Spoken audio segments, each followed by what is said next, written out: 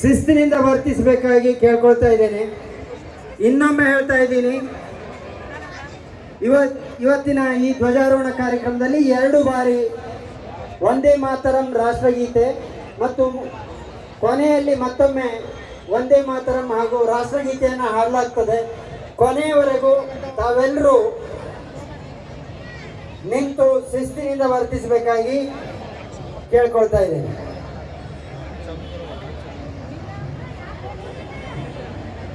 ಆತ್ಮೀಯರೇ, ಈಗ ಧ್ವಜಾರೋಹಣ ಕಾರ್ಯಕ್ರಮವನ್ನು ಆರಂಭಿಸುವ ಪೂರ್ವದಲ್ಲಿ ಈ ಕಾರ್ಯಕ್ರಮದ ವೇದಿಕೆಯಲ್ಲಿ ಉಪಸ್ಥಿತರಿರ್ತಕ್ಕಂಥ ಮಾನ್ಯ ತಹಶೀಲ್ದಾರ್ ಸರ್ ಅವರಿಗೂ, ಮಾನ್ಯ ಪೌರಾಯುಕ್ತರಿಗೂ ಹಾಗೂ ಮಾನ್ಯ ಪೊಲೀಸ್ ಉಪಾಧೀಕ್ಷಕರು ಹಾಗೂ ತಾಲೂಕಾ ಪಂಚಾಯತ್ ಕಾರ್ಯನಿರ್ವಹಣಾಧಿಕಾರಿಗಳು, ಕನ್ನಡ ಸಾಹಿತ್ಯ ಪರಿಷತ್ತಿನ ಜಿಲ್ಲಾಧ್ಯಕ್ಷರನ್ನು ಹಾಗೂ ಪಂಚ ಗ್ಯಾರಂಟಿ ಯೋಜನೆಯ ಅಧ್ಯಕ್ಷರಾದಂಥ ಶ್ರೀ ರಿಯಾಜ್ ಇವರನ್ನೆಲ್ಲರನ್ನು ನಾನು ವೇದಿಕೆಗೆ ಆಹ್ವಾನಿಸ್ತಾ ಇದ್ದೇನೆ.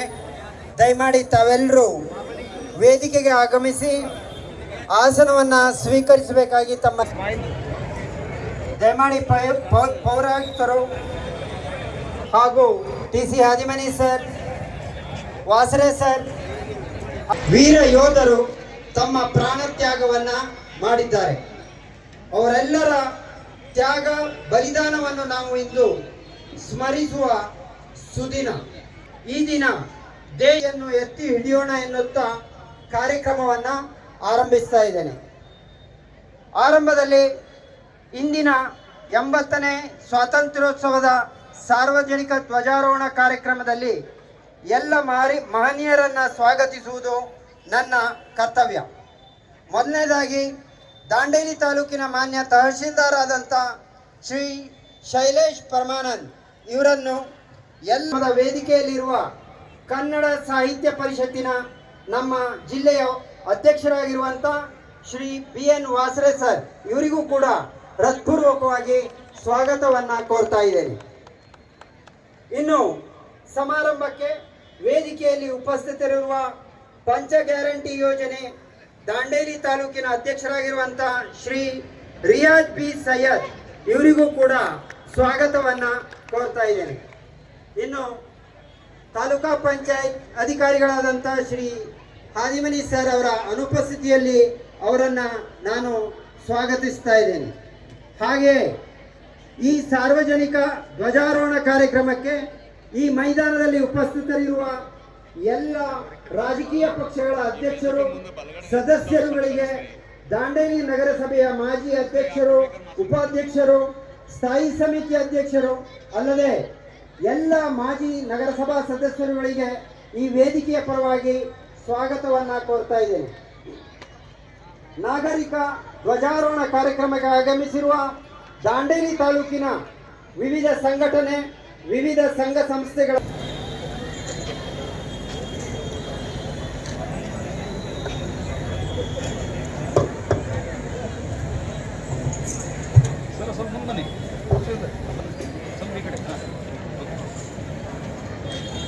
ಪೂಜೆಯನ್ನ ಸಲ್ಲಿಸಿದ ಬಳಿಕ ಅದಕ್ಕೂ ಪೂರ್ವದಲ್ಲಿ ವಂದೇ ಮಾತರಂ ಗೀತೆಗೆ ತಾವೆಲ್ಲ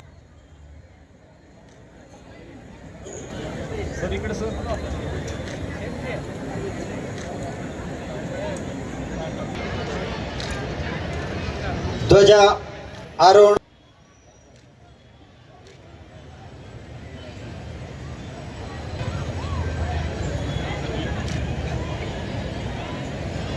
ನಂತರ ಮಾನ್ಯ ಪೌರಾಯುಕ್ತ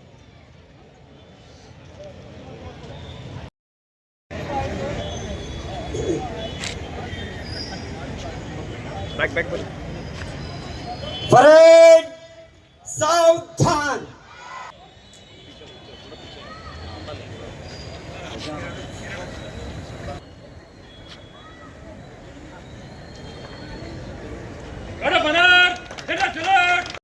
जनगण मन अधिनायक जय हे भारत भाग्य विधाता पंजाब सिंध गुजरात मराठा द्राविड उत्कल बंगा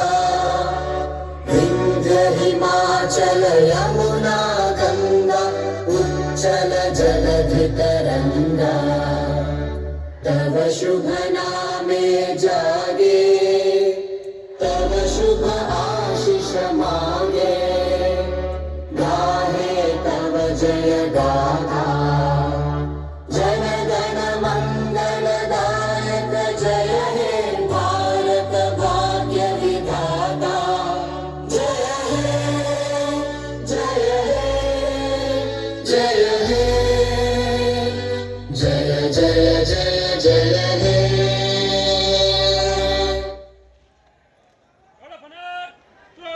ಸಾಹಿತ್ಯ ಪರಿಷತ್ತಿನ ಜಿಲ್ಲಾ ಅಧ್ಯಕ್ಷರೇ, ನಗರಸಭೆಯ ಸಮಸ್ತ ಮಾಜಿ ಅಧ್ಯಕ್ಷರುಗಳೇ, ಉಪಾಧ್ಯಕ್ಷರುಗಳೇ, ಮಾಜಿ ಸ್ಥಾಯಿ ಸಮಿತಿಗಳ ಚೇರ್ಮನ್ ಅವರುಗಳೇ, ಗೌರವಾನ್ವಿತ ಎಲ್ಲ ನಗರಸಭೆಯ ಮಾಜಿ ಸದಸ್ಯರುಗಳೇ, ಆಶ್ರಯ ಸಮಿತಿಗಳ ಸದಸ್ಯರುಗಳೇ, ಈ ಒಂದು ಕಾರ್ಯಕ್ರಮದಲ್ಲಿ ಭಾಗವಹಿಸಿರ್ತಕ್ಕಂಥ ಎಲ್ಲ ಶಾಲೆಗಳ ವಿದ್ಯಾರ್ಥಿನಿಯರೇ, ಶಿಕ್ಷಕಿಯ ವೃಂದದವರೇ, ಎಲ್ಲ ಸರ್ಕಾರಿ ಅಧಿಕಾರಿ ಮತ್ತು ನೌಕರರುಗಳೇ ಹಾಗೂ ಪತ್ರಿಕಾ ಮಾಧ್ಯಮದವರೇ ಮತ್ತು ಮುಖ್ಯವಾಗಿ ದಾಂಡೇಲಿ ನಗರದ ಸಮಸ್ತ ಸಾರ್ವಜನಿಕರಿಗೆ ತಮ್ಮೆಲ್ಲರಿಗೂ ಕೂಡ ಹೃದಯಪೂರ್ವಕವಾದ ನಮಸ್ಕಾರಗಳೊಂದಿಗೆ 80ನೆಯ ಭಾರತ ಮಾತೆಯ ಸ್ವಾತಂತ್ರ್ಯ ದಿನಾಚರಣೆಯ ಪ್ರಯುಕ್ತ ನಿಮ್ಮೆಲ್ಲರೊಂದಿಗೆ ನಾನು ಮೊದಲನೇದಾಗಿ ಶುಭಾಶಯಗಳನ್ನು ವಿನಿಮಯ ಮಾಡ್ಕೊಳ್ತೇನೆ. ದಾಂಡೇಲಿ ಎನ್ನುವುದು ಕೇವಲ ಒಂದು ನಗರವಲ್ಲ, ಪರಿಸರ ಸೂಕ್ಷ್ಮ ಪ್ರದೇಶವಾದ ಪಶ್ಚಿಮ ಘಟ್ಟದ ತಪ್ಪಲಿನಲ್ಲಿರುವ ಕಾಳಿ ಎಂಬ ಪವಿತ್ರ ನದಿಯ ತಟದಲ್ಲಿರುವ ವಿವಿಧ ಸಸ್ಯ ಸಂಪತ್ತು, ವನ್ಯ ಮೃಗಗಳು, ವಿವಿಧ ಪಕ್ಷಿ ಪ್ರಪಂಚ ಹಾಗೂ ಸಹಸ್ರಾರು ಜೀವರಾಶಿಯನ್ನು ಹೊಂದಿರುವ ದುಡಿಯುವ ಕಾರ್ಮಿಕ ವರ್ಗ, ರಾಜ್ಯ ಮತ್ತು ರಾಷ್ಟ್ರ ಮಟ್ಟದಲ್ಲಿ ಹೆಸರು ಮಾಡಿರುವ ಕ್ರೀಡಾಪಟುಗಳು, ವಿವಿಧ ಧರ್ಮ, ವಿವಿಧ ಜಾತಿಗಳ ಹಾಗೂ ವಿವಿಧ ಭಾಷೆಗಳನ್ನಾಡುವ ಜನರು ಹಾಗೂ ವಿವಿಧ ಸಂಸ್ಕೃತಿಗಳ ಒಂದು ಸಂಗಮವಾಗಿದೆ. ಇಂಥ ಒಂದು ಪವಿತ್ರ ನಗರದ ಈ ಒಂದು ಸ್ವಾತಂತ್ರ್ಯೋತ್ಸವ ಎಂಬ ಭವ್ಯ ಕಾರ್ಯಕ್ರಮದಲ್ಲಿ ಧ್ವಜಾರೋಹಣ ಮಾಡಿರುವುದು ನನ್ನ ಸೌಭಾಗ್ಯ ಎಂದು ಭಾವಿಸುತ್ತೇನೆ. ನನಗೆ ತೀವ್ರ ಸಂತೋಷವಾಗುತ್ತಿದೆ. ದಾಂಡೇಲಿ ನಗರದ ಸರ್ವತೋಮುಖ ಅಭಿವೃದ್ಧಿಯನ್ನು ಗಮನದಲ್ಲಿರಿಸಿಕೊಂಡು ಈ ಕ್ಷೇತ್ರದ ಸನ್ಮಾನ್ಯ ಶಾಸಕರಾಗಿರುವ ಶ್ರೀ ಆರ್.ವಿ. ದೇಶಪಾಂಡೆರವರ ಒಂದು ಪ್ರಯತ್ನದೊಂದಿಗೆ ಮತ್ತೆ ಕಾಳಜಿಯೊಂದಿಗೆ ಈ ದಾಂಡೇಲಿ ನಗರದಲ್ಲಿ ಈಗಾಗಲೇ 54 ಕೋಟಿ ರೂಪಾಯಿ ವೆಚ್ಚದಲ್ಲಿ ಯುಜಿಡಿ ಕಾಮಗಾರಿ ಮುಕ್ತಾಯವಾಗಿದೆ. 66 ಕೋಟಿ ರೂಪಾಯಿಗಳ ವೆಚ್ಚದಲ್ಲಿ ನೀರು ಸರಬರಾಜು ವ್ಯವಸ್ಥೆಯನ್ನು ಉನ್ನತೀಕರಿಸುವ ಕಾಮಗಾರಿ ಪ್ರಗತಿಯಲ್ಲಿದೆ. ನಗರೋತ್ಥಾನ ಹಂತ 3 ಮತ್ತು 4ರಲ್ಲಿ ಸಾಕಷ್ಟು ಅಭಿವೃದ್ಧಿ ಕಾಮಗಾರಿಗಳು ಮುಗಿದಿವೆ. ಈ ಒಂದು ಕಾಮಗಾರಿಗಳನ್ನ ನೆರವೇರಿಸುವ ಸಂದರ್ಭದಲ್ಲಿ ದಾಂಡೇಲಿ ನಗರದಲ್ಲಿ ಅನೇಕ ರಸ್ತೆಗಳು, ಚರಂಡಿಗಳು ಹಾಳಾಗಿರುವುದನ್ನು ಗಮನಿಸಿ ಮಾನ್ಯ ಮುಖ್ಯಮಂತ್ರಿಗಳ ಮೂಲಭೂತ ಸೌಲಭ್ಯಗಳ ಅಭಿವೃದ್ಧಿ ಯೋಜನೆಯಡಿಯಲ್ಲಿ 2025-26ನೇ ಸಾಲಿನಲ್ಲಿ ಸನ್ಮಾನ್ಯ ಶಾಸಕರಿಗೆ ನೀಡಿರ್ತಕ್ಕಂಥ 50 ಕೋಟಿ ರೂಪಾಯಿ ಅನುದಾನಗಳ ಪೈಕಿ 11 ಕೋಟಿ 64 ಲಕ್ಷ ರೂಪಾಯಿಗಳನ್ನ ದಾಂಡೇಲಿ ನಗರ ವ್ಯಾಪ್ತಿಯ ಅಭಿವೃದ್ಧಿ ಕಾಮಗಾರಿಗಳಿಗೆ ನೀಡಿರುವಂತದ್ದು ದಾಂಡೇಲಿ ನಗರದಲ್ಲಿ ಇನ್ನು ಮುಂದಿನ ದಿನಗಳಲ್ಲಿ ಎಲ್ಲ ಅಭಿವೃದ್ಧಿ ಕಾಮಗಾರಿಗಳು ಮುಗಿಯುತ್ತದೆ ಅಂತಕ್ಕಂಥ ಆಶಾಭಾವನೆಯನ್ನ ವ್ಯಕ್ತಪಡಿಸುತ್ತಾ ನಗರದ ಬೆಳವಣಿಗೆಯನ್ನು ಕೇವಲ ನಿರ್ಮಾಣ ಕಾಮಗಾರಿಗಳಿಗೆ ಮಾತ್ರ ಸೀಮಿತವಾಗಿರಿಸದೆ ಈ ನಗರವನ್ನ ಸ್ವಚ್ಛ, ಸ್ವಸ್ಥ ಮತ್ತು ಸುಂದರ ನಗರವನ್ನಾಗಿ ಪರಿವರ್ತಿಸುವ ನಿಟ್ಟಿನಲ್ಲಿ ಅನೇಕ ಪ್ರಯತ್ನಗಳನ್ನು ನಗರಾಡಳಿತ ಮತ್ತು ತಾಲೂಕಾಡಳಿತದ ವತಿಯಿಂದ ನಾವೆಲ್ಲರೂ ಕೈಗೊಳ್ಳುತ್ತಿರುವುದು ತಮ್ಮೆಲ್ಲರಿಗೂ ತಿಳಿದ ವಿಷಯವಾಗಿರುತ್ತದೆ. ಅಂದ್ರೆ ಆ ಒಂದು ಪ್ರದೇಶದ, ನಗರದ ಮತ್ತು ಕುಟುಂಬದ ಸ್ವಚ್ಛತೆ. ಸ್ವಚ್ಛವಾಗಿದ್ದರೆ ಅದೇ ಆರೋಗ್ಯ, ಸ್ವಚ್ಛವಾಗಿದ್ದರೆ ಅದೇ ಶ್ರೀಮಂತಿಕೆ, ಸ್ವಚ್ಛವಾಗಿದ್ದರೆ ಅದೇ ಪವಿತ್ರತೆ, ಸ್ವಚ್ಛವಾಗಿದ್ದರೆ ಅದೇ ದೈವತ್ವ. ಆದ್ದರಿಂದ ಸ್ವಚ್ಛತೆಯ ಕಡೆಗೆ ಹೆಚ್ಚಿನ ಗಮನವನ್ನು ನಾವೆಲ್ಲರೂ ಕೊಡೋಣ. ಮುಂದಿನ 1 ವರ್ಷದ ಅವಧಿಯಲ್ಲಿ ದಾಂಡೇಲಿ ನಗರವನ್ನ ಮತ್ತು ದಾಂಡೇಲಿ ನಗರದ ಎಲ್ಲಾ ವಿಭಾಗಗಳನ್ನ ಸ್ವಚ್ಛ, ಸ್ವಸ್ಥ ಮತ್ತು ಸುಂದರ ಪರಿಸರವನ್ನಾಗಿ, ನಗರವನ್ನಾಗಿ ನಿರ್ಮಿಸೋಣ ಎಂಬ ವಿಚಾರದೊಂದಿಗೆ ಹಾಗೂ ಮುಂದಿನ ದಿನಗಳಲ್ಲಿ ವಿದ್ಯಾರ್ಥಿಗಳು ಇನ್ನೂ ಹೆಚ್ಚಿನ ಮಟ್ಟದ ಓದು, ಬರಹ ಮತ್ತು ಕ್ರೀಡೆಗಳಲ್ಲಿ ಹೆಚ್ಚಿನ ಒಂದು ಸಾಧನೆಯನ್ನ ಮಾಡಲಿ ಮತ್ತು ಶ್ರಮ ವಹಿಸಿರಿ ಅಂತಕ್ಕಂಥ ಸಂದೇಶದೊಂದಿಗೆ ನನ್ನ ಶುಭ ಸಂದೇಶಕ್ಕೆ ವಿರಾಮ ಇಡುತ್ತೇನೆ. ಜೈ ಹಿಂದ್, ಜೈ ಕರ್ನಾಟಕ.